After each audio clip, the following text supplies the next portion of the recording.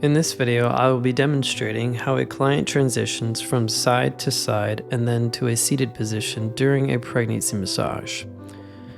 I do use sideline positions, which uses a bolster pillow like this, one for the head, one from between the arms, and then between the knees. Or you can just use a long body pillow. Instead of 3 pillows, you could just use 2, either or works. So remove the pillows on one side and then hold the sheets up high enough for the client to turn over. Most clients can turn over the way this client just did. Some who are much farther along might prefer to turn underneath themselves, going to all fours first. So now this is transitioning from side lying to the client lying on her back. So remove the side pillows, the client turns facing up. Then I have her cross her arms over her chest while I assist her slowly to get up.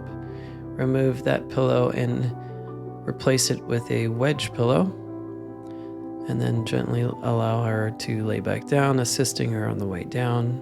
Then she slowly raises the knees and we place the bolster underneath the knees for comfort. And that's it.